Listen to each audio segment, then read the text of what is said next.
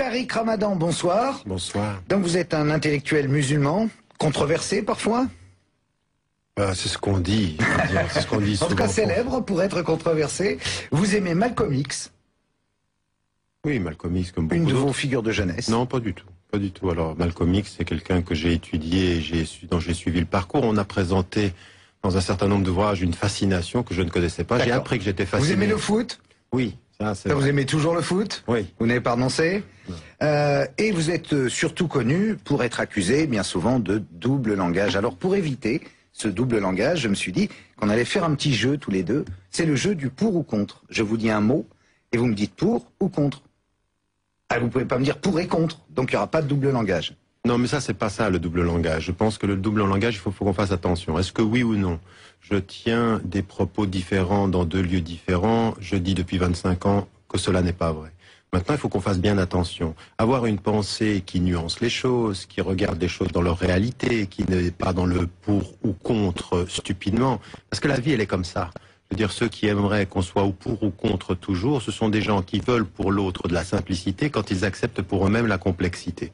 Moi, je suis pas du tout dans cet ordre-là de choses. J'ai une pensée qui essaye d'épouser le réel et qui essaye de comprendre ce qui est en train de se passer. Tariq, ceci posé, on va jouer quand même. Alors, Mais je répondrai... on y va. Voilà, allons-y, mais je répondrai aussi de la façon la plus appropriée. Et vous allez voir, c'est très facile. D'accord. Comme tous les candidats, vous êtes un peu stressé, Tariq, c'est Non, normal. non, ça va. Le respect du Coran et des hadiths. Oui, pour une pensée musulmane croyante, bien entendu, bien sûr. Pour... Oui, vous pouvez dire pour, là. C'est très... Le foulard à l'école. Le foulard à l'école pour, en ayant dit et répété en France que je pensais que cette loi n'était pas une bonne loi. Étant donné que la loi est passée maintenant, je dis aux jeunes femmes, s'il faut choisir entre l'école et le foulard, sous cette loi-là, il faut aller à l'école. Mais je continue à penser que la France se trompe quant à sa réponse à la question de la présence de l'islam en France. Heureusement que c'est un pour ou contre. Hein. Mais parce que ça veut rien dire pour ou contre. La loi de 1905. La loi de 1905, j'aimerais pour et j'aimerais qu'on l'applique égalitairement pour chaque citoyen de la même façon et qu'elle ne soit pas appliquée pour les uns d'une façon et pour les autres d'une autre façon. Qu'est-ce que ça veut dire, ça? Ça veut dire que, en fait, aujourd'hui, la loi de 1905, si on l'appliquait clairement, égalitairement pour tous, les citoyens français de confession musulmane n'auraient aucun problème. Malheureusement, aujourd'hui, le soupçon est tel quant aux citoyens français que parfois, on n'est pas tout à fait au clair sur l'application de la loi. Vous savez, je vais vous dire une chose, qu'on soit extrêmement clair. On dit en France aujourd'hui, il faut séparer le politique du religieux et la loi de 1905 fait cette différence-là. Alors c'est ce qu'on entend dans les salons parisiens. Allez sur le terrain, dans les cités. Allez voir comment agissent les maires. Dans plus de 35 villes de France, juste avant les élections, des maires vont s'exprimer dans les mosquées et appeler à ce qu'on vote pour eux. Ça s'appelle comment, ça? Qui fait du communautarisme? Le mélange des gens. Ça s'appelle le mélange des gens, mais surtout l'incohérence du politique quant à la gestion de la citoyenneté française. La stricte observance des lois du pays où on réside, même si elles s'opposent au Coran. Oui, la stricte observance des lois où on réside, et je vais même vous dire une chose, c'est que... Même si elles s'opposent? Mais elles ne s'opposent pas aux lois du Coran, puisque au nom du Coran, il faut respecter la loi du pays où on se trouve. Ah, c'est marqué dans le Coran? Non, au nom de la bonne compréhension du Coran. Tout n'est pas marqué dans le Coran. Encore faut-il arriver à tout comprendre. Non, c'est pas simplement qu'il faut arriver à tout comprendre. Le Coran exige de l'interprétation. Le Coran est un texte éternel pour les musulmans, mais qui a été révélé dans une circonstance historique donnée. Donc tout ce qu'on doit faire comme savant ou comme musulman, c'est de comprendre le contexte de la révélation, puis ensuite comprendre le contexte de l'application là où on vit. Or aujourd'hui en France, la Constitution française, elle respecte deux principes fondamentaux, la liberté de conscience et la liberté de culte. À partir du moment où ces deux éléments-là sont respectés dans toutes les constitutions démocratiques, le citoyen français respecte la loi du pays et je viens de vous donner un exemple. D'un point de vue musulman, on peut estimer qu'il y a une prescription sur le foulard, mais quand la loi est passée en France, on la respecte. Parce on agit en priorité en fonction des réalités du terrain dans lequel on se trouve. La finance islamique. Mais écoutez, la finance islamique, je suis très critique dans le livre que je viens d'écrire. Alors que je montre, mais comme il est... Voilà, bon, on le voit, c'est bon. J'avais peur qu'on ne le voit pas à cause du fond d'Arc de Triomphe. Alors justement, dans cet ouvrage-là, la réforme radicale, j'ai dans la deuxième partie du livre, qui fait la moitié de l'ouvrage, ce sont des cas pratiques. Et un des cas pratiques, des chantiers de travail, c'est l'écologie et l'économie. Et je m'oppose à la formule de la finance islamique, parce que je pense qu'il n'y a pas de finance islamique comme il n'y a pas d'économie islamique, comme il n'y a pas de médecine islamique. Il y a une médecine. On agit tous sur le corps humain de la même façon, tous les médecins de la même façon. Il y a une économie, et les règles de l'économie sont les mêmes pour tous. Mais il peut y avoir une éthique islamique en économie, une éthique islamique en médecine. Et ce qui m'intéresse aujourd'hui, c'est de comprendre que quand on parle de cette façon-là, on est plus universaliste. Parce que ce qui m'intéresse, c'est qu'il y a une éthique chrétienne en économie. Il y a une éthique athée, même d'agnostique, de gens qui disent il faut de la morale en économie. Aujourd'hui, vous venez de parler de la crise tout à l'heure. Et tout ce que vous étiez en train de dire implicitement, c'est attendez, c'est pas moral. Il y a quand même une éthique. On attend à ce que les gens qui sont responsables du désordre payent, pas qu'ils partent avec des parachutes dorés. Qu'est-ce qu'on est tous en train de dire? On est en train de dire ça manque quand même d'éthique, ça quand même de justice. Eh bien moi, ce qui m'intéresse, c'est que nous tous, de quelque confession que l'on soit, de quelque appartenance religieuse et philosophique que l'on soit, on apporte de l'éthique à la finance. Et aujourd'hui, ça en manque sérieusement. Tariq, c'était un pour ou contre, et je suis en train de prendre l'eau. J'ai encore beaucoup de questions, et on a peu de temps. Alors vous répondez rapidement maintenant, s'il vous plaît. Non, je peux pas, je pourrais pas. Barack Obama. À la comparaison de tous les autres, plutôt pour, oui, effectivement. Ok. La thèse du complot concernant le 11 septembre.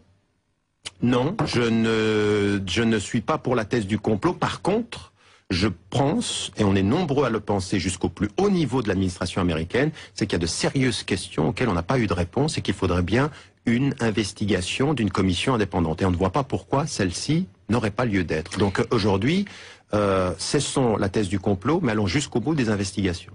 Ni pute ni soumise. Ni pute ni soumise, non. Dans ce que c'est aujourd'hui, pour moi, c'est le symbole du débat médiatique sur les problèmes sociaux. On culturalise par ni pute ni soumise des questions sociales et socio-économiques. Et la preuve en est, c'est que l'ancienne présidente, qui est aujourd'hui secrétaire d'État, depuis qu'elle est là où elle se trouve, c'est-à-dire dans une position d'exécution politique, n'a absolument rien apporté. Mais c'est pas vrai, elle est venue nous expliquer le contraire ici même. Qu'est-ce qu'elle a? Alors dites-moi. Elle a fait plein de trucs. Ah oui, elle a fait plein de trucs qu'elle seule doit savoir ce qu'elle a fait. Langue. Non, je regarde le terrain et le terrain me dit rien n'a changé. Le salafisme. Le salafisme, ça ne veut rien dire. Le salafisme aujourd'hui, c'est un mot qu'on emploie dans les médias pour le rapprocher du wahhabisme. Et donc, de ce point de vue-là, moi, je suis interdit de séjour en Arabie Saoudite, je ne peux pas y entrer, donc je suis assez critique dans cette formule du dogmatisme et du littéralisme. La tendance salafi veut dire autre chose. Salafi veut dire les 3 premières générations de l'islam, c'est-à-dire une espèce de fidélité à l'esprit de l'origine. Or, qu'est-ce que je trouve dans l'esprit de l'origine, moi? Je trouve des femmes et des hommes qui étaient en accord avec les principes, mais qui avaient une créativité par rapport à leur milieu. Ils osaient être créatifs. Et j'aimerais retrouver aujourd'hui le souffle de l'origine, des salafis de l'origine qui étaient fidèles, mais sans risque, sans avoir peur d'évoluer dans leur fidélité. Et je dis, pas de fidélité sans évolution. Ça n'a donc rien à voir avec le groupe salafiste de prédication et de combat. Ça n'a rien à voir avec ça, non. Alors ça, pour moi, je n'ai rien à voir avec ça, et je suis de ceux qui condamnent ces réductions de lecture. Les gens mélangent tout. Exactement. Je vous remercie de me donner la possibilité de clarifier. Les minorités visibles au gouvernement.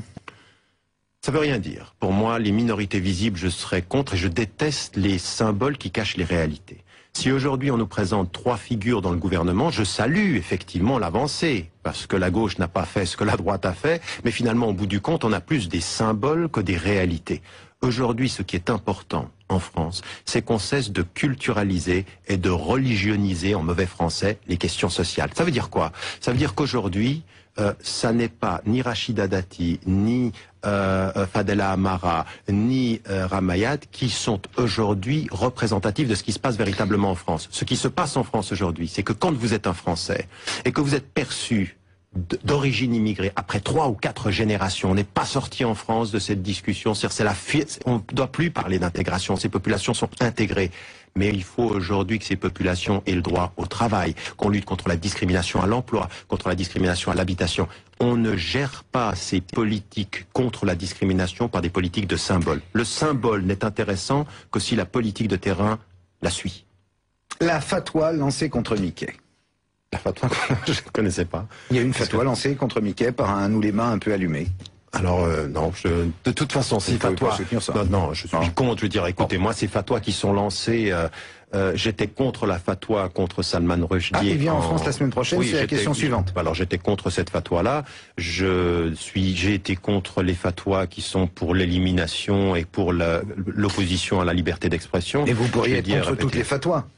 Non, parce qu'une fatwa, c'est pas ce que l'on croit. Une fatwa, c'est une opinion légale. Alors, quand une fatwa, par exemple, dit qu'après un viol, une femme a le droit d'avorter, que sur une situation qu'elle n'a pas voulu, d'un enfant qu'elle n'a pas voulu, ou pour des questions de médical, une opinion légale lui dit qu'il faut, de ce point de vue-là, avorter, ou des circonstances très spécifiques par rapport à l'euthanasie, eh ben là, la fatwa, l'opinion légale, est toujours quelque chose à considérer. Donc il ne faut pas confondre. Maintenant, la Tariq, fatwa vous allez me médiatique. jurer, non pas sur la Bible, mais sur le Coran, que vous répondez par pour ou contre à toutes les questions qui restent. Non, vous jurez? Non, je ne peux pas.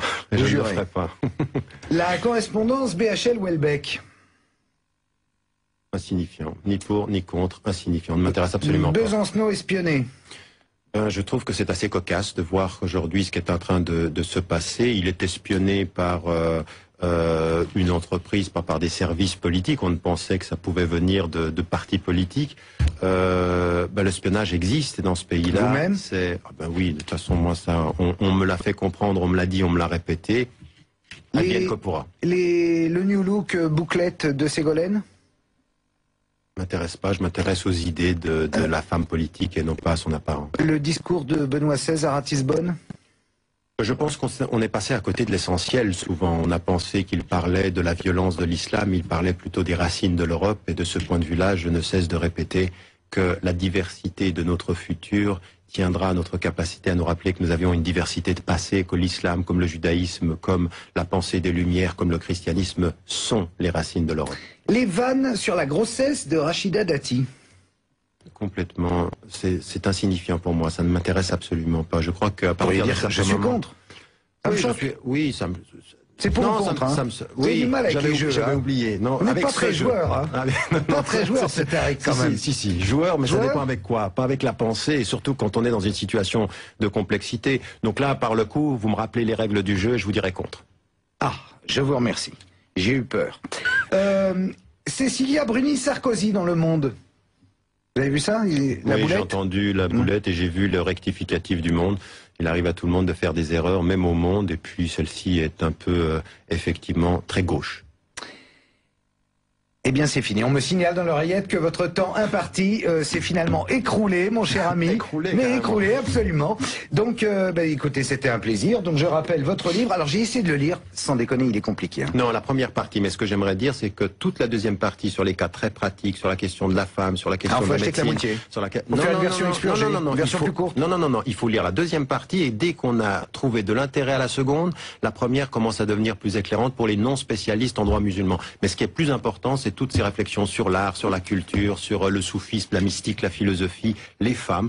Et c'est ce que j'essaye de faire. Et j'aimerais une fois, puisque vous m'en donnez la possibilité, demander aux gens, plutôt que dire « on dit de vous que vous avez un double discours, on a entendu ce que sur Google il paraît que, sur Internet il paraît que », qu'on prenne un livre et qu'on s'assoie et qu'on le lise avec sérieux, ça m'arrangerait. La lecture des livres sera une bonne chose. Merci Tariq Ramadan. On se retrouve, que je montre, mais comme il est... Voilà, on le voit, c'est bon. J'avais peur qu'on ne le voit pas à cause du fond d'Arc de Triomphe.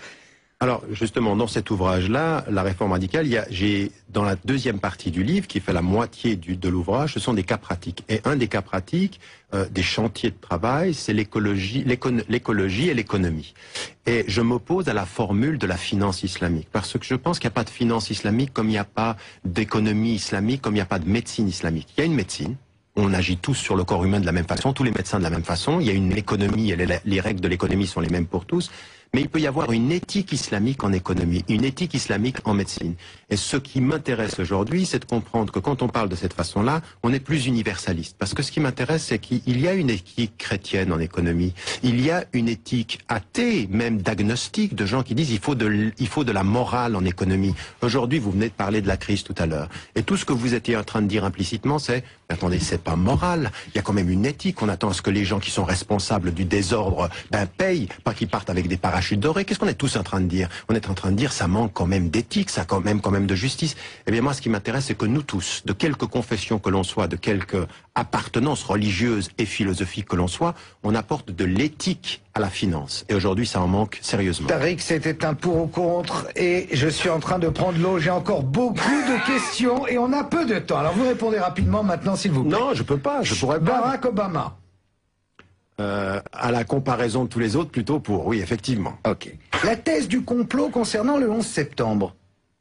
Non, je ne suis pas pour la thèse du complot. Par contre, je pense, et on est nombreux à le penser jusqu'au plus haut niveau de l'administration américaine, c'est qu'il y a de sérieuses questions auxquelles on n'a pas eu de réponse et qu'il faudrait bien une investigation d'une commission indépendante. Et on ne voit pas pourquoi celle-ci n'aurait pas lieu d'être. Donc aujourd'hui, cessons la thèse du complot, mais allons jusqu'au bout des investigations. Ni pute ni soumise. Ni pute ni soumise, non. Dans ce que c'est aujourd'hui, pour moi, c'est le symbole du débat médiatique sur les problèmes sociaux. On culturalise par ni pute ni soumise des questions sociales. Plus parler d'intégration, ces populations sont intégrées.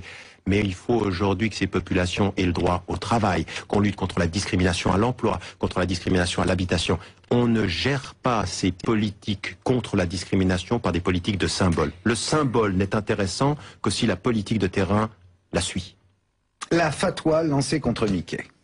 La fatwa, je ne connaissais pas. Il y a une fatwa lancée contre Mickey par un ouléma un peu allumé. Alors non, de toute façon, ces fatwas. Non, je suis contre. Je veux dire, écoutez, moi, ces fatwas qui sont lancés, j'étais contre la fatwa contre Salman Rushdie. Ah, il vient en France la semaine prochaine. Oui, c'est la question suivante. Alors j'étais contre cette fatwa-là. J'ai été contre les fatwas qui sont pour l'élimination et pour l'opposition à la liberté d'expression. Et vous pourriez être contre toutes les fatwas. Non, parce qu'une fatwa, c'est pas ce que l'on croit. Une fatwa, c'est une opinion légale. Alors, quand une fatwa, par exemple, dit qu'après un viol, une femme a le droit d'avorter, que sur une situation qu'elle n'a pas voulu, d'un enfant qu'elle n'a pas voulu, ou pour des questions de médical, une opinion légale lui dit qu'il faut, de ce point de vue-là, avorter, ou des circonstances très spécifiques par rapport à l'euthanasie, eh ben là, la fatwa, l'opinion légale, est toujours quelque chose à considérer. Donc il ne faut pas confondre. Maintenant, Tariq, vous allez me jurer, non pas sur la Bible, mais sur le Coran, que vous répondez par pour ou contre à toutes les questions qui restent. Non, vous jurez? Non, je ne peux pas. Vous je jurez? ne le ferai pas. La correspondance BHL-Welbeck. Insignifiant. Ni pour, ni contre, insignifiant. Ne m'intéresse absolument pas. Besancenot espionné. Je trouve que c'est assez cocasse de voir aujourd'hui ce qui est en train de se passer. Il est espionné par une entreprise, pas par des services politiques. On ne pensait que ça pouvait venir de partis politiques. L'espionnage existe dans ce pays-là. Vous-même? Oui, de toute façon, moi, ça, on me l'a fait comprendre, on me l'a dit, on me l'a répété. Advienne que pourra. Le New Look bouclette de Ségolène? M'intéresse pas, je m'intéresse aux idées de la femme politique et non pas à son apparence. Le discours de Benoît XVI à Ratisbonne? Je pense qu'on est passé à côté de l'essentiel souvent. On a pensé qu'il parlait de la violence de l'islam, il parlait plutôt des racines de l'Europe, et de ce point de vue-là, je ne cesse de répéter que la diversité pour chaque citoyen de la même façon et qu'elle ne soit pas appliquée pour les uns d'une façon et pour les autres d'une autre façon. Qu'est-ce que ça veut dire, ça? Ça veut dire qu'en fait, aujourd'hui, la loi de 1905, si on l'appliquait clairement, égalitairement pour tous, les citoyens français de confession musulmane n'auraient aucun problème. Malheureusement, aujourd'hui, le soupçon est tel quant aux citoyens français que parfois, on n'est pas tout à fait au clair sur l'application de la loi. Vous savez, je vais vous dire une chose, qu'on soit extrêmement clair. On dit en France aujourd'hui, il faut séparer le politique du religieux, et la loi de 1905 fait cette différence-là. Alors c'est ce qu'on entend dans les salons parisiens. Allez sur le terrain, dans les cités, allez voir comment agissent les maires. Dans plus de 35 villes de France, juste avant les élections, des maires vont s'exprimer dans les mosquées et appeler à ce qu'on vote pour eux. Ça s'appelle comment, ça? Qui fait du communautarisme? Le mélange des gens. Ça s'appelle le mélange des gens, mais surtout l'incohérence du politique quant à la gestion de la citoyenneté française. La stricte observance des lois du pays où on réside, même si elles s'opposent au Coran. Oui, la stricte observance des lois où on réside, et je vais même vous dire une chose, c'est que... Même si elles s'opposent? Mais elles ne s'opposent pas aux lois du Coran, puisque au nom du Coran, il faut respecter la loi du pays où on se trouve. Ah, c'est marqué dans le Coran? Non, au nom de la bonne compréhension du Coran. Tout n'est pas marqué dans le Coran. Encore faut-il arriver à tout comprendre? Non, c'est pas simplement qu'il faut arriver à tout comprendre. Le Coran exige de l'interprétation. Le Coran est un texte éternel pour les musulmans, mais qui a été révélé dans une circonstance historique donnée. Donc tout ce qu'on doit faire comme savant ou comme musulman, c'est de comprendre le contexte de la révélation, puis ensuite comprendre le contexte de l'application là où on vit. Or aujourd'hui en France, la Constitution française, elle respecte deux principes fondamentaux, la liberté de conscience et la liberté de culte. À partir du moment où ces deux éléments-là sont respectés dans toutes les constitutions démocratiques, le citoyen français respecte la loi du pays et je viens de vous donner un exemple. D'un point de vue musulman, on peut estimer qu'il y a une prescription sur le foulard, mais quand la loi est passée en France, on la respecte. Parce qu'on agit en priorité en fonction des réalités du terrain dans lequel on se trouve. La finance islamique. Mais écoutez, la finance islamique, je suis très critique dans le livre que je viens d'écrire. J'ai les socio-économiques. Et la preuve en est, c'est que l'ancienne présidente, qui est aujourd'hui secrétaire d'État, depuis qu'elle est là où elle se trouve, c'est-à-dire dans une position d'exécution politique, n'a absolument rien apporté. Mais c'est pas vrai, elle est venue nous expliquer le contraire ici même. Qu'est-ce qu'elle a? Alors dites-moi. Elle a fait plein de trucs. Ah oui, elle a fait plein de trucs elle seule doit savoir ce qu'elle a fait. Langue. Non, je regarde le terrain et le terrain me dit rien n'a changé. Le salafisme. Le salafisme, ça ne veut rien dire. Le salafisme aujourd'hui, c'est un mot qu'on emploie dans les médias pour le rapprocher du wahhabisme. Et donc, de ce point de vue-là, moi, je suis interdit de séjour en Arabie Saoudite, je ne peux pas y entrer, donc je suis assez critique dans cette formule du dogmatisme et du littéralisme. La tendance salafi veut dire autre chose. Salafi veut dire les 3 premières générations de l'islam, c'est-à-dire une espèce de fidélité à l'esprit de l'origine. Or, qu'est-ce que je trouve dans l'esprit de l'origine, moi? Je trouve des femmes et des hommes qui étaient en accord avec les principes, mais qui avaient une créativité par rapport à leur milieu. Ils osaient être créatifs. Et j'aimerais retrouver aujourd'hui le souffle de l'origine, des salafis de l'origine qui étaient fidèles, mais sans risque, sans avoir peur d'évoluer dans leur fidélité. Et je dis, pas de fidélité sans évolution. Ça n'a donc rien à voir avec le groupe salafiste de prédication et de combat. Ça n'a rien à voir avec ça, non. Alors ça, pour moi, je n'ai rien à voir avec ça, et je suis de ceux qui condamnent ces réductions de lecture. Les gens mélangent tout. Exactement. Je vous remercie de me donner la possibilité de clarifier. Les minorités visibles au gouvernement. Ça veut rien dire. Pour moi, les minorités visibles, je serais contre et je déteste les symboles qui cachent les réalités. Si aujourd'hui on nous présente 3 figures dans le gouvernement, je salue effectivement l'avancée, parce que la gauche n'a pas fait ce que la droite a fait, mais finalement au bout du compte, on a plus des symboles que des réalités. Aujourd'hui, ce qui est important en France, c'est qu'on cesse de culturaliser et de religioniser, en mauvais français, les questions sociales. Ça veut dire quoi? Ça veut dire qu'aujourd'hui, ça n'est pas ni Rachida Dati, ni Fadela Amara, ni Ramayad qui sont aujourd'hui représentatifs de ce qui se passe véritablement en France. Ce qui se passe en France aujourd'hui, c'est que quand vous êtes un Français et que vous êtes perçu d'origine immigrée, après 3 ou 4 générations, on n'est pas sorti en France de cette discussion. On doit... Tariq Ramadan, bonsoir. Bonsoir. Donc vous êtes un intellectuel musulman, controversé parfois? C'est ce qu'on dit. C'est ce qu'on dit en tout cas célèbre pour être controversé. Vous aimez Malcolm X? Oui, Malcolm X comme beaucoup d'autres. Une de vos figures de jeunesse? Non, pas du tout. Pas du tout. Alors Malcolm X, c'est quelqu'un que j'ai étudié et dont j'ai suivi le parcours. On a présenté dans un certain nombre d'ouvrages une fascination que je ne connaissais pas. J'ai appris que j'étais fasciné. Vous aimez le foot? Oui. Vous aimez toujours le foot? Oui. Vous n'avez pas renoncé? Et vous êtes surtout connu pour être accusé bien souvent de double langage. Alors pour éviter ce double langage, je me suis dit qu'on allait faire un petit jeu tous les deux. C'est le jeu du pour ou contre. Je vous dis un mot et vous me dites pour ou contre. Ah, vous pouvez pas me dire pour et contre, donc il n'y aura pas de double langage. Non, mais ça, c'est pas ça, le double langage. Je pense que le double langage, il faut qu'on fasse attention. Est-ce que oui ou non, je tiens des propos différents dans 2 lieux différents? Je dis depuis 25 ans que cela n'est pas vrai. Maintenant, il faut qu'on fasse bien attention. Avoir une pensée qui nuance les choses, qui regarde les choses dans leur réalité, qui n'est pas dans le pour ou contre stupidement. Parce que la vie, elle est comme ça.